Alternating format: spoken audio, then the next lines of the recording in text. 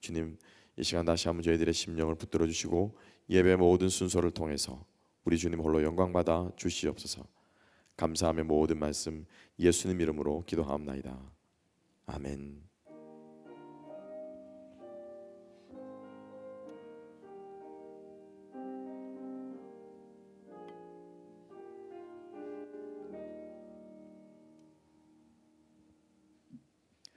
하나님께서 우리에게 주신 말씀 함께 보시겠습니다. 베드로전서 3장 12절부터 16절까지 함께 보겠습니다. 베드로전서 3장 12절부터 16절까지 말씀 함께 보겠습니다.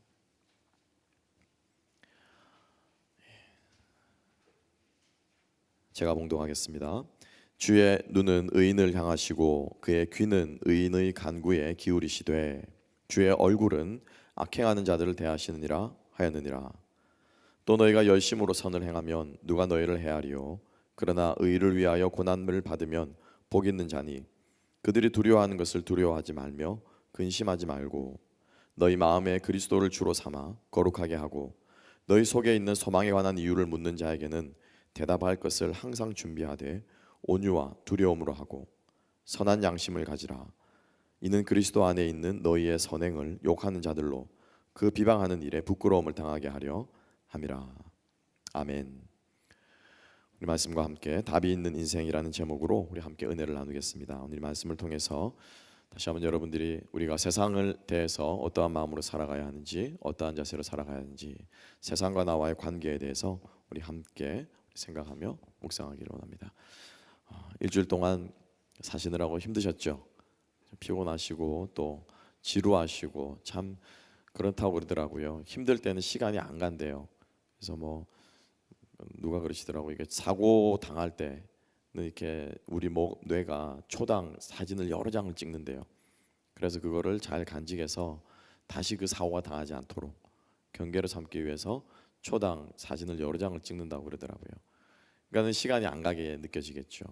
참 요즘 같은 때 참 우리가 지루하다, 또 참 언제 이것이 끝나나라고 하는 말들이, 생각들이 저절로 여러분들의 입에서 나오지 않을까라는 생각을 해보는데, 그럼에도 불구하고 오늘 마지막 우리 고백처럼 우리를 사랑하시고 우리를 품어주시고 안아주시고 결국에는 우리를 당신의 영원한 집으로 영접하실 그 하나님의 신실하신 사랑을 우리가 붙들고 우리가 함께 신앙생활 할 수 있었으면 좋겠습니다. 자, 결국에는 우리의 신앙생활은 교회에서 하는 게 아니고 세상에서 하는 것이죠. 그렇죠? 이 말이 무슨 뜻인지 아시겠죠?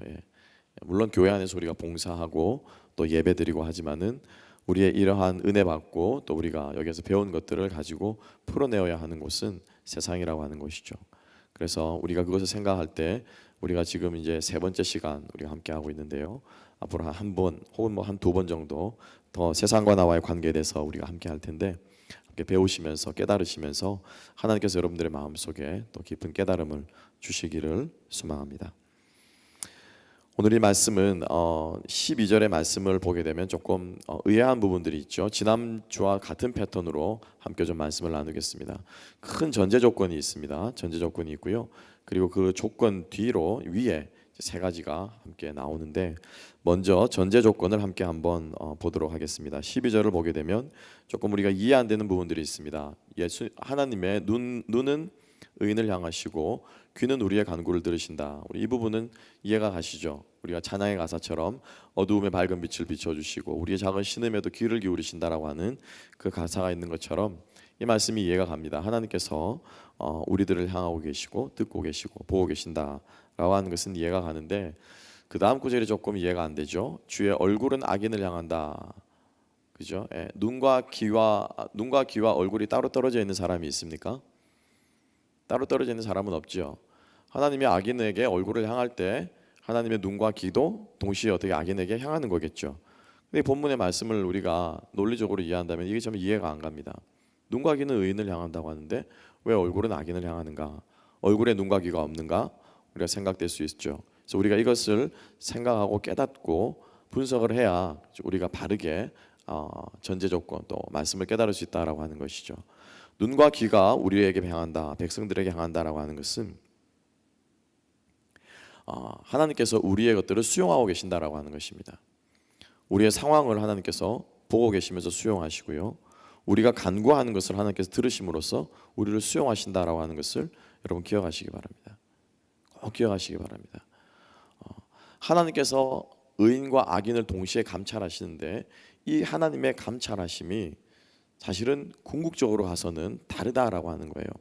악인은 쉽게 말하면 벌 주시려고 감찰하시지만 의인은 당신의 자녀들은 무엇 하시려고요? 복 주시려고 감찰하시는 거예요. 그러니까 하나님으로부터 나온 모든 것들이 우리 하나님의 자녀들에게는 복이 된다라고 하는 것을 우리가 꼭 기억할 필요가 있습니다. 무슨 말씀이세요? 반대로 거꾸로 의인은 악인은 잘 되고 의인이 힘들면 그게 무슨 복입니까? 아니요. 그게 복이에요. 그게 복이에요. 부모의 손에 회초리가 들려있는 이 회초리는 자녀를 죽이는 살인 도구가 아니죠. 그거 맞고 정신 차릴 때 부모의 사랑을 깨닫게 되는 것처럼 곁길로 가다가도, 그러니까 우리는 하나님의 자녀이기 때문에 하나님이 우리를 감찰하시는 모든 것들이 우리들에게 뭐가 됩니까? 복이 된다라고 하는 것입니다. 그러니까 여기에 대한 확고부동한 믿음이 있어야 뒷부분이 지금 해결이 되는 거거든요. 하나님께서 눈과 귀를 우리에게 향하는 것이 여러분들의 인생에, 우리 삶에 복이심을 믿고 나아가시기를 주님의 이름으로 축복합니다. 아이들이 이렇게 이제 사춘기가 되면은 자기 방 문을 닫습니다. 그죠? 그리고 열지를 않습니다. 그 무슨 말입니까? 무슨 뜻이에요?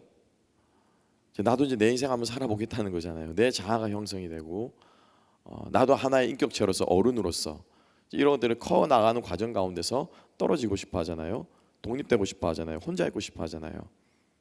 그죠? 이러한 마음이 사실은 하나님과 나 사이에서 작용할 수 있다는 것입니다. 하나님 좀 가만히 좀 냅두세요. 말 안 해도 제가 알아서 다 하거든요. 조금만 좀 관심 꺼주시고 신경 꺼주시고, 이렇게 생각하는 마음들이 하나님과 우리 사이를 어떻게 해요? 갈라놓는다라고 하는 것입니다. 하나님의 눈과 귀가 항상 우리를 향할 때 그 눈과 귀는요, 우리를 받으라는 것이 아니라, 우리를 회방하는 것이 아니라, 우리를 심판하는 것이 아니라 우리에게 복 내려주시기 위한 하나님의 시선이다라고 하는 것을 여러분 기억하시길 바랍니다. 근데 똑같은 하나님의 눈길이라고 하더라도 악인들에 대해서, 여기서 악인은 여러분 이 말씀 읽으면서 그래 약한 인간들 그러면서 여러분 주변에 힘들어하는 크리스천들 생각하지 마십시오.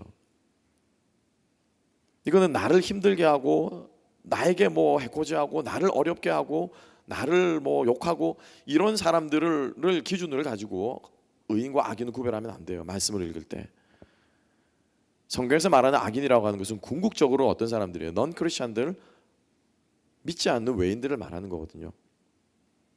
그 선과 악의 개념이라고 하는 것을 우리가 윤리적인 기준으로 삼는 것이 아닙니다. 그래서 악인을 향하신, 하나님을 믿지 않는 백성들을 향한 것은 하나님께서 심판하시는데, 이것도 여러분 잘 들으시기 바랍니다. 하나님의 심판은 무조건 처벌해서 벌 주는 심판이 아니에요. 공정한 심판이에요. 털끝 하나도, 이 과학실에서 쓰는 저울들 있잖아요. 전자저울들 0.000mg까지 측정하는 그 털끝 하나의 무게까지도 정확하게 다시는 것이 이게 하나님의 심판이라는 거예요. 그래서 여러분 생각하기를 악인들은 하나님이 무조건 벌 주시고 다 죽인다, 아니요, 그거 아니에요. 악인들은요 공정하게 심판합니다. 그런데 그 하나님의 공정한 저울에 올려놓으면은 기울어지질 않을 인생이 있습니까? 없습니까? 없는 거예요. 없는 거예요.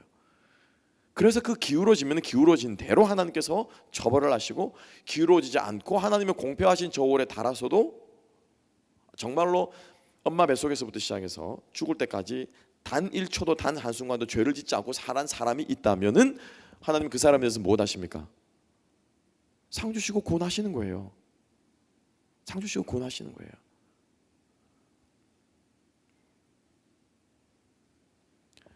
우리 전도를 하다 보면은 가장 우리가 많이 받는 질문이잖아요. 그죠? 이순신 장군 구원받았어요? 못 받았어요? 세종대왕 구원받았어요? 못 받았어요? 그 질문 제일 많이 하잖아요. 그죠? 예. 그러면 여러분들은 뭐라고 대답해야 됩니까? 구원 못 받았다고 대답해야 됩니까? 그거 어떻게 아세요, 우리가? 여러분들이 어떻게 아세요? 하나님도 아닌데. 천국에 갔는데 이순신 장군 있으면 어떻게 하실래요? 몰라요. 우리는 그게 정답이에요. 그죠? 몰라요. 그런데 성경에서는 분명히 말하고 있습니다. 하나님께서 에스겔서 42장인가요? 분명히 말하고 있습니다. 공평하게 심판하겠다라고 말하고 있습니다. 그런데 그 하나님의 공평의 저울이라고 하는 것이 성경을 이렇게 보니까 하나님께서는 반드시 처벌하시거든요, 악은. 그래서 그걸로 보건대 아마 천국에 못 갔을 확률이 99.9999999%일 것이다. 이렇게 말하는 게 정확한 것이라는 것입니다. 그래서 다시 말하면 악인을 향하신 하나님의 심판은 공정한 심판입니다. 공정한 심판이에요. 죄를 지었으면 자기의 자력으로 구원받아야 돼요. 죄값을 해결을 해야 돼요. 선을 행했으면 하나님께서 그 선에 대해서 하나님께서 보응을 해주실 것입니다. 그렇지만 죄를 지었으면 그 죄값을 자기의 자력으로 해결을 해야 되는 거예요. 죄의 값은 삭은 무엇이죠? 죄의 삭은 무엇이요? 사망이요. 예. 자기 자력으로 지 생명이 한 수천억 개가 돼가지고 내가 죄를 지을 때마다 하나씩 패해하는 거예요. 그런 사람이 있다면은 그 사람은 자기 죄 다 해결하고 나고 한 10개 남네. 그러면 구원받을 수 있을지 모르겠습니다. 이해가십니까? 이해가십니까? 이 전제가 우리들에게 있어야 된다는 거죠.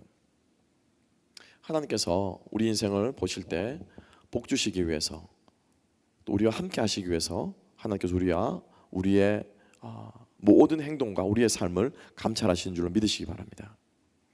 그리고 이 세상을 향해서 하나님께서 공정의 잣대로 공정한 저울로 하나님께서 평가하신다라고 하는 것입니다.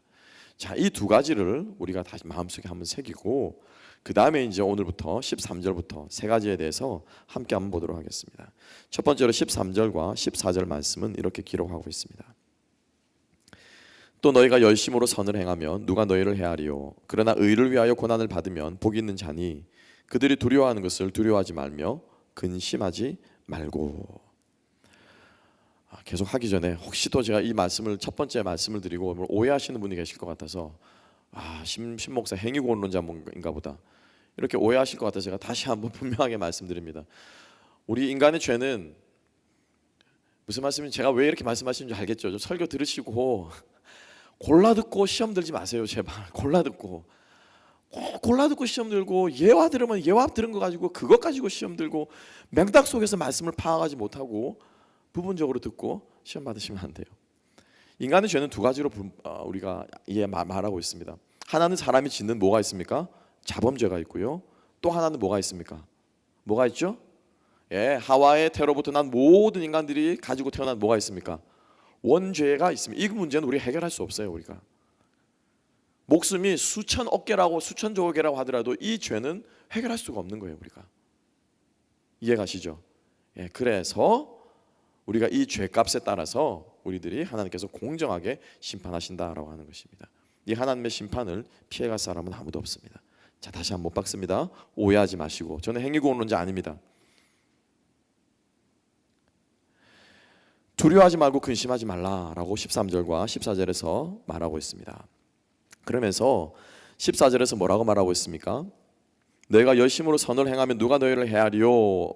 라고 말합니다. 아니 착한 일 하는데 욕하고 비방하고 핍박할 사람이 어디 있느냐가 말하고 말합니다. 그죠? 13절까지만 읽으면 우리 그리스도인들에게는 핍박과 어려움이 있으면 됩니까? 안 됩니까? 있어서는 안 되죠. 있어서는 안 되죠. 하나님, 우리가 시험 들 때가 언제입니까? 정말로 큰 시험에 빠지는 사람은요, 나쁜 짓 한 사람이 시험에 빠지지 않아요. 대충 신앙생활하는 사람이 시험에 빠지지 않습니다. 정말로 믿음이 흔들리는 시험에 빠진 사람은 어떤 사람입니까? 하나님의 말씀대로 열심히 성실히 살았는데 나에게 무엇이 찾아올 때, 고난이 찾아올 때, 이런 사람들이 실족하는 거예요. 내가 봐도 내 인생은 그냥 대충 살았어. 내가 하나님 말씀 대충 우리 그냥 속된 말로 하는 말로 그냥 부끄러운 구만 받아도 바지가랑이 붙잡고 누구 따라간다라고, 그죠? 신앙생활 잘하는 누구 붙잡고 따라가서 구원만 받아도 감사해. 이런 사람은 크게 시험 들 게 없습니다. 자기가 봐도 자기가 크게 상 못 받을 거를 알고 있거든요. 그냥 하는 얘기입니다. 그죠? 제가 이렇다고 또 오늘 제가 좀 자기 방어를 많이 합니까? 그래서 그런 사람보다도 성실하게 신앙생활을 하다가 실족하는 사람, 어려움에 빠지는 사람, 고난 가운데 있는 사람들이 더 크게 시험을 당한다고 하는 것이죠. 몇 절까지만 읽으면 13절까지만 읽으면. 그런데 14절 위에서 하나님께서 우리에게 이어서 뭐라고 말합니까? 의를 위하여 받는 고난도 있다라고 말합니다. 아멘. 의를 위해 받는 고난도 있다라고 말해요. 이게 무엇입니까? 내가 열심히 했는데도 당하는 고난이에요. 이거는 무엇을 위한 고난이라고요? 의를 위한 고난이래요. 그 무엇을 위한 고난이 아니고 내가 잘못해서 받는 고난이 아니고 내가 잘못해서 받는다라고 생각하기 때문에 뭐예요? 시험이 드는 거죠. 내가 잘못한 게 없다라고 생각하기 때문에 하나님께 섭섭한 마음이 드는 거죠. 세상을 살아가시면서 우리 그리스도인들이 받는 의를 위한 고난이 있다라는 것입니다.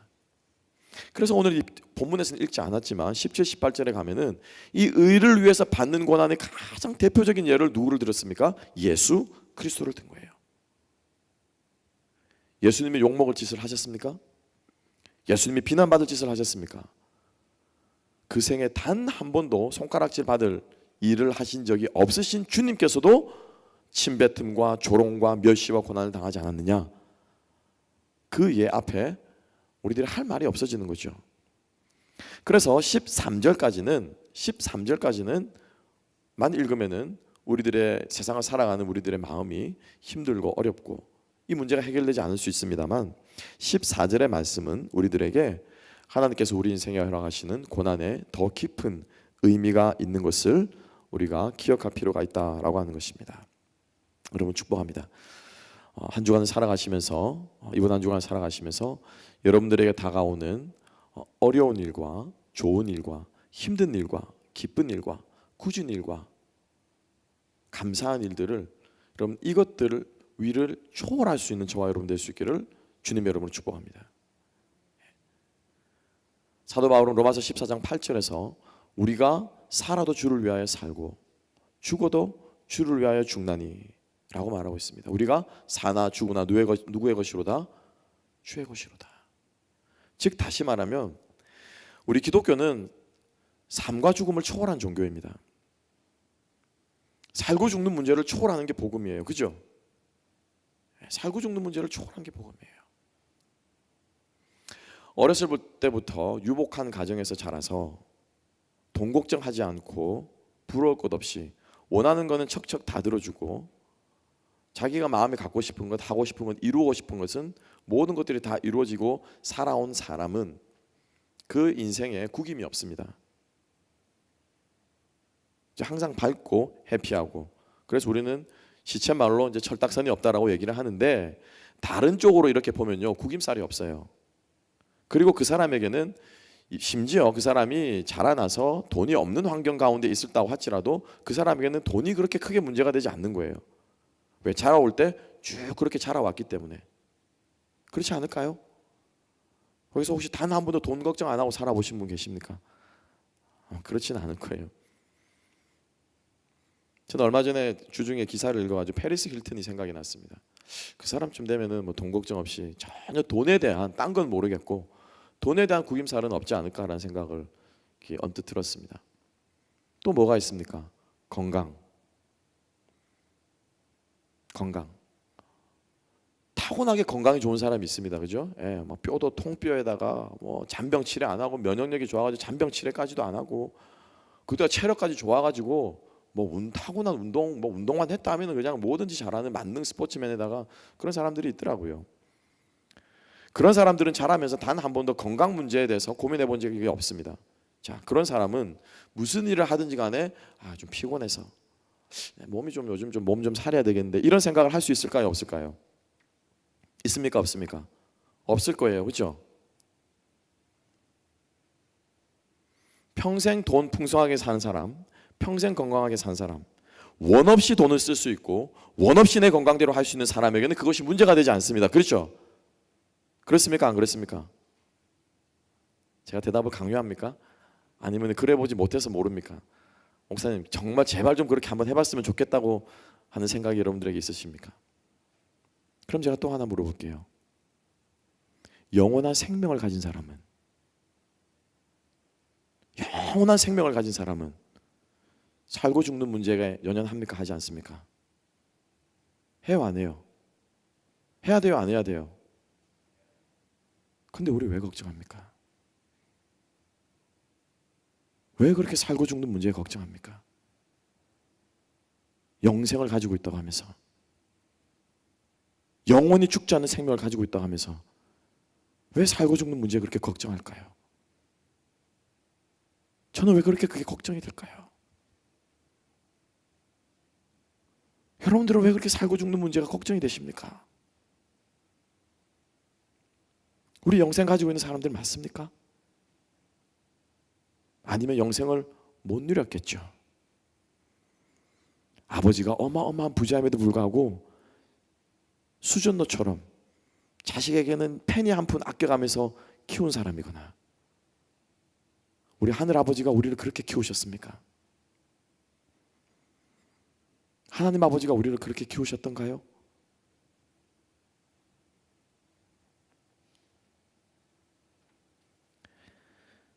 살고 죽는 문제에 연연해하지 않는 저와 여러분이 되었으면 좋겠습니다. 이걸 초월하면요, 고난이, 어려움이, 힘듦이 우리에게 크게 그렇게 문제가 되지 않는 거예요. 그것보다 더 중요한 것은 무엇입니까? 나의 이 생명보다 더 중요한 것이 뭐예요? 주 예수 그리스도시라. 그분에게서 나오는 영원한 생명, 나에게만 생명을 줄 뿐만 아니라 예수 그리스도를 믿는 모든 사람에게 영생이 되시는 주 예수 그리스도, 그분이 가장 소중하다라고 우리가 말할 수 있는 것이, 이게 뭐예요? 이게 복음이라는 거예요. 이게 기독교라는 거예요. 그래서 우리 고백하지 않습니까? 주 예수보다 더 귀한 것은 없네. 부귀와 명예와 재물과 건강과 거기에 하나 더 넣으십시오. 뭐보다? 내 생명보다, 내 삶보다. 여러분 축복합니다. 우리가 세상을 대해서 살아갈 수 있는 우리들의 마음이 두려워하지 말고 근심하지 않기를 소망합니다. 그때 되면요, 내일 먹을 것은 내일 가면 생깁니다. 내일 근심은 언제 하는 거예요? 내일 근심은 언제 하는 거예요? 내일 하는 거예요. 내일 근심은 오늘 하는 게 아니에요. 이러한 삶의 자세로 우리가 이 어려운 시기를 지나갈 수 있는 저와 여러분 될 수 있기를 주님의 이름으로 축복합니다. 두 번째입니다. 15절 말씀에서는 세상을 향해서 이렇게 하라고 말하고 있습니다. 너희 마음에 그리스도를 주로 삼아 거룩하게 하고 너희 속에 있는 소망에 관한 이유를 묻는 자들에게는 대답할 것을 항상 준비하되 온유와 두려움으로 하고. 두 번째로 세상을 향한 우리들의 모습은 대답을 준비하는 삶입니다. 무엇을 준비한다고요? 대답을 준비하는 삶이에요. 왜 예수를 믿습니까? 라고 말하면 여러분 대답할 것이 있습니까? 당신이 믿는 예수는 도대체 어떤 사람이요? 라고 말하면 여러분 대답할 말이 있습니까? 예수님 어떤 분이세요? 날 사랑하시는 분. 우리 엄마도 나 사랑하는데. 그거 말고. 그죠? 예수님은 당신에게 어떤 분이십니까? 내 필요를 공급해 주신 분. 나도 나 도와줄 사람 많은데. 그죠? 예수가 누굽니까, 여러분? 예수가 누구예요? 우리가 복음을 전하고 우리가 우리의 신앙을 나누고 할 때 베이스로 하는 것들이 자꾸 그 삶의 껍데기들을 가지고 우리가 자꾸 왔다 갔다 하니까 사람들이 복음을 못 듣는 거예요. 복음을 못 듣는 거예요. 예수가 누구인지 내가 알고 증험해내고 경험해내고 그걸 가지고 대답을 해줘야 되는데 자꾸 삶의 껍데기 가지고 얘기를 하는 거예요. 인문학이 아주 정통하신 목사님께서 하신 명언을 참 제 마음속에 깊이 새기고 있습니다. 인문학이 요즘 뭐 많이 뜨잖아요, 그죠? 인문학이라고 하면은 그죠? 문사철이라면서요. 문학, 역사, 철학 거기에 이제 뭐 예술이 들어가면 들어가고. 요즘 이런 것들을 한국에서는 뭐 사람들이 많이 읽으려고 한다면서요. 그래서 여러분 유튜브 보면은 뭐 교수들이 나와가지고 문학 작품도 설명해주고 해설해주고 역사도 설명해주고 뭐 책 읽어주는 남자, 뭐 해주는 여자 그래가지고 뭐 요즘 어마어마한 컨텐츠들이 많이 쏟아지더라고요. 근데 그 목사님이 그러십니다. 우리 인생에는 명답과 정답이 있대요. 뭐가 있다고요? 명답과 정답이 있답니다. 명답이 뭐냐? 들으면은 무릎을 탁 치는 거예요. 와, 멋있다. 그렇지. 그게 뭐라는 거예요? 명답이라는 거예요. 문학을 배우면, 역사를 배우면, 철학을 배우면은 무릎팍을 칠 때가 한두 번이 아닙니다. 야, 어떻게 인생을 이렇게 표현했나? 이 짧은 작품 속에서 이 짧은 시 한 편에 어떻게 사람 내 마음을 이렇게 절절히 녹여내나? 막 시 읽으면서 여러분 막 눈물 흘리고 그러셨죠, 다들.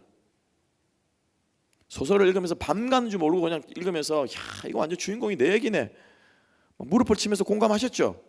그 딱 덮으면서 아, 인생을 어떻게 살아야 되는가? 이렇게 하셨죠, 그죠? 역사를 배우면서 야, 이거 오늘날에만 있는 것이 아니라 옛날에도 이런 일들이 똑같이 있었네. 그래서 여러분들이 역사는 반복되는구나 이런 생각 드시죠? 철학은 또 어떻습니까? 야, 칸트 이 사람은 천재야, 천재. 어떻게 이런 생각을 할 수 있어? 데카르트는 또 어떻고?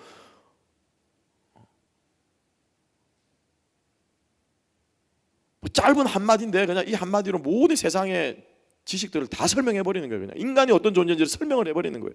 무릎을 칩니다. 뭐예요? 명답이라는 거예요. 명답. 이혜론 교수님께서 문학이 뭐냐라고 정했는데 이렇게 정의했답니다.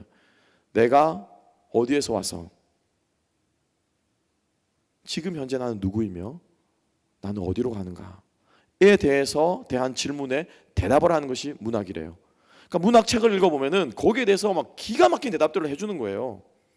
그죠? 박완서의 소설을 읽어보십시오. 뭐 유명한 소설가들 많이 있잖아요. 읽어보면은 아, 그냥 뭐 가슴이 녹아납니다. 명답입니다. 명답. 감동이 됩니다. 감격이 됩니다. 그런데 우리 인생에는 명답만 가지고 살 수 없다는 거예요. 중요한 건 뭐예요? 뭐가 있어야 됩니까? 정답이 있어야 되는 거예요. 정답. 이게 성경이라는 것입니다. 아멘. 왜냐하면요, 인문학은, 문사철은, 예술은 관심사가 뭡니까? 모든 그들의 학문과 문학과 작품과 예술과 노래와 모든 것에 관심이 뭐예요? 어디에 있습니까? 사람에게 있어요. 사람에게. 그죠? 그래서 무슨 문학이라고요? 인문학이에요. 인문학. 르네상스 이후로 모든 사람들의 관심사는 하나님이 아니라 신이 아니라 뭐라는 거예요? 사람이라는 거예요. 사람. 그렇기 때문에 우리에게 감동이 된다는 거예요. 맞습니다, 여러분. 이거는 진리예요. 진리예요. 이거는 감동이 됩니다. 그런데 뭐가 빠졌습니까? 정답이 빠져있는 감동이라는 거예요. 정답이 빠져있는. 이 사람이 어디에서부터 왔으며 이 사람이 어떤 존재이며 이 사람이 어디로 가는가, 이 세상이 어떻게 만들어졌으며 지금 이 세상이 어떻게 흘러가고 있으며 이 세상의 끝이 어떻게 될 건가, 여기에 대한 대답은 주지 못한다는 거예요. 함께 고민하죠. 함께 눈물을 흘리죠. 함께 아파하죠. 그렇지만 답은 주지 못합니다. 여기에 대한 답을 주는 것은 무엇밖에 없습니까? 복음밖에 없습니다. 말씀밖에 없는 줄로 믿으시기 바랍니다. 목사님 또 뻔한 얘기. 뻔하죠, 여러분. 정답이니까요.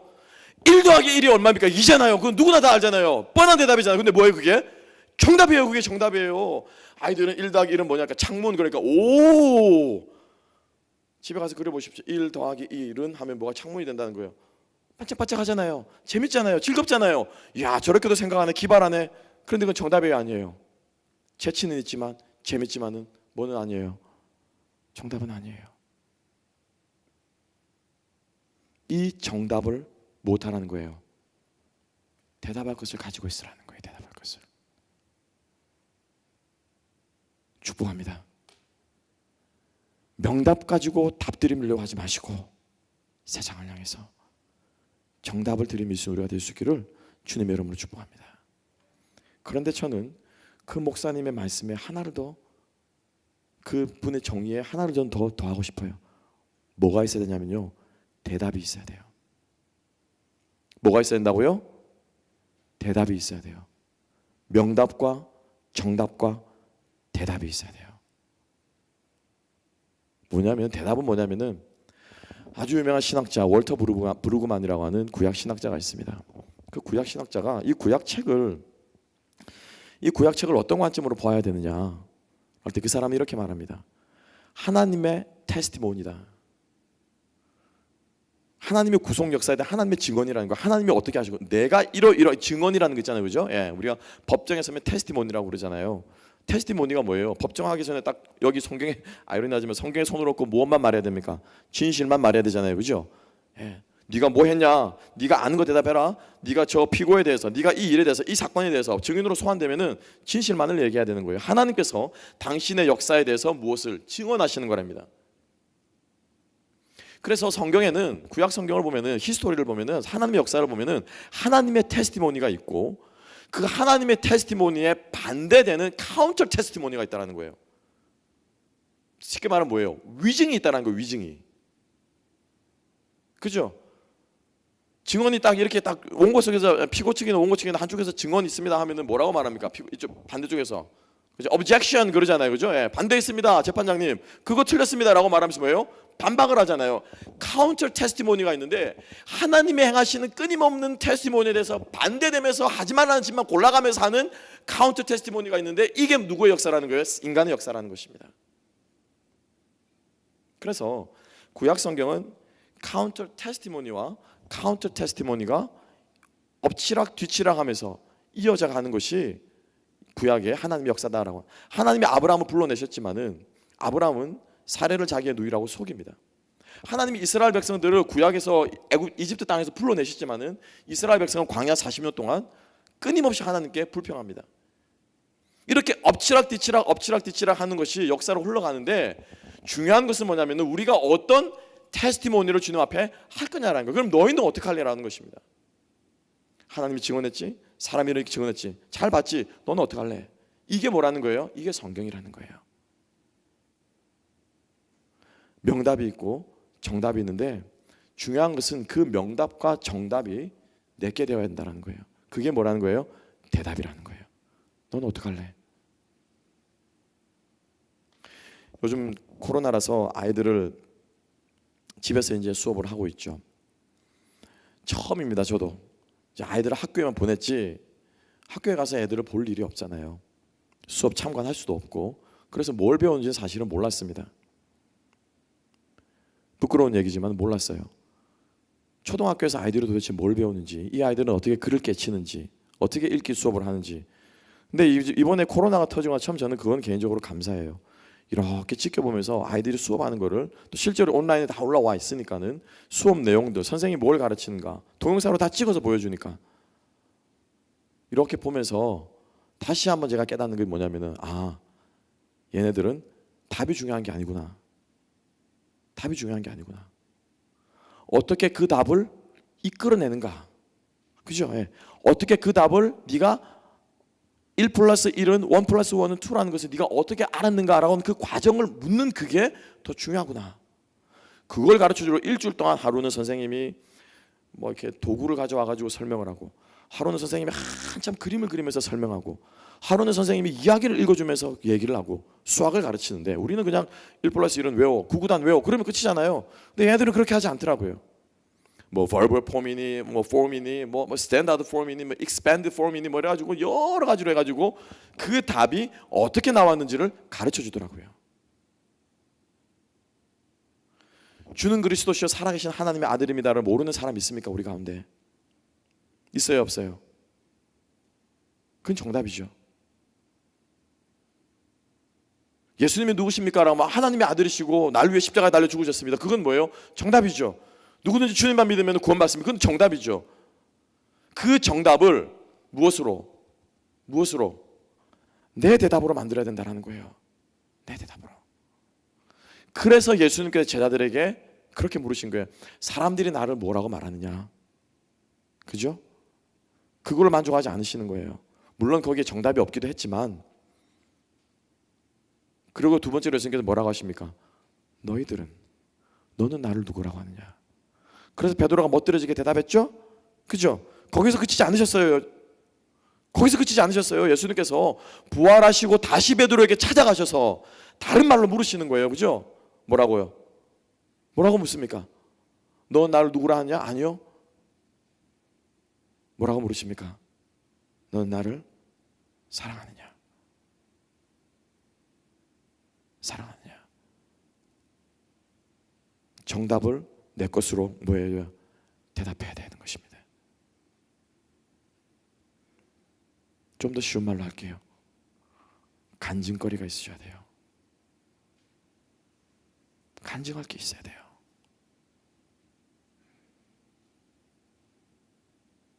이것이 나의 간증이요, 이것이 나의 찬송일세. 예수로 나로 나의 구주 삼고 성령과 피로써 거듭나니 세상과 나는 간 것 없고 죽는 게 두렵지 않다는 거죠. 구속한 누구만 보이도다? 주님만 보이도다. 이 간증이 있어야 된다는 것입니다. 이것이 있어야 세상과 내가 어떻게 해요? 제대로 된 관계를 맺을 수 있다는 거예요. 이 간증이 없기 때문에, 이 대답이 없기 때문에 맨날 세상에 들려주는 이야기에 휘둘리고, 이래 휘둘리고 저래 휘둘리고, 사는 건 그런 게 아니라라고 하면 그 말이 맞는가 봐, 사는 건 저런 게 아닌가 하면 그 말이 맞는가 봐. 어느 목사님 말씀처럼 니네들은 설교는 나한테 들어놓고 왜 행하는 건 옆집 니네 아줌마가 하는 대로 따라서 행하냐고. 휘둘리는 거예요. 휘둘리는 거예요. 세상을 향해서 우리의 삶으로, 경험으로 경험해낼 수 있는 복음, 경험한 예수 그리스도, 깨달은 복음, 이것을 함께 나눌 수 있는 저와 여러분이 될 수 있기를 주님의 이름으로 축복합니다. 이것이 우리가 세상과 관계 맺는 방식이 되어야 할 줄로 믿습니다. 마지막 세 번째로 16절 말씀을 보겠습니다. 선한 양심을 가지라. 이는 그리스도 안에 있는 너희의 선행을 욕하는 자들로 그 비방하는 일에 부끄러움을 당하게 하려 함이라. 자, 이 16절과 함께 빠뜨리지 말아야 할 것이 있는데, 15절 하반절을 보게 되면 대답할 것을 항상 준비하되 무엇으로 하라고 말하고 있습니까? 온유와 두려움으로 하라라고 말하고 있죠. 그러니까 예를 들면 이런 거예요. 대답할 것을 딱 준비해 놨습니다. 명답도 있고 정답도 있고 대답도 있습니다. 근데 대답을 하려고 이제 딱 물었습니다. 요즘 좀 교회를 좀 다 가누고 싶은데 뭐 그러든지, 아니면은 너는 뭐가 그렇게 기쁘냐 이 팬데믹 시대에. 그죠? 15절의 말은 이게 얘기하는 거죠. 너희 속에 있는 소망에 관한 이유를 묻거든, 이잖아요. 그죠? 뭐가 그렇게 당신은 그렇게 기쁩니까? 팬데믹 시대에 그렇게 마스크를 끼고 그 위험한 교회를 왜 구역구역 갑니까?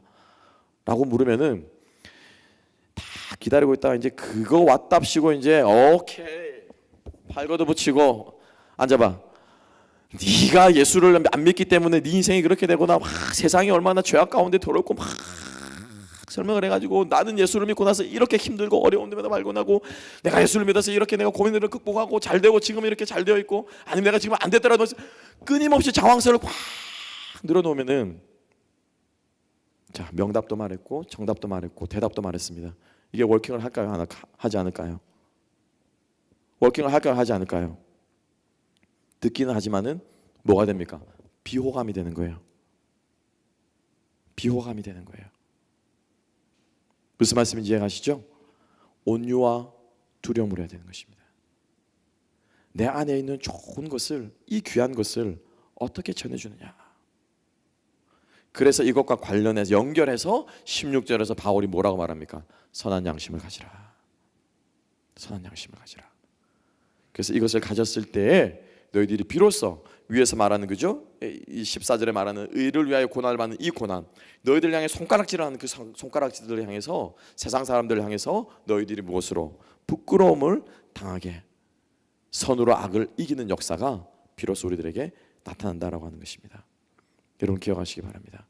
우리가 주님 앞에서 죽고 사는 것을 초월하고 두려워하지 말고 근심하지 말고 우리 안에 마땅한 대답을 준비하면서, 정말 그것을 정말 아름다운 모습으로 온유와 덕으로 선함으로 우리가 그것을 전달하게 될 때 우리 안에서 생명의 역사가 일어날 줄로 믿습니다.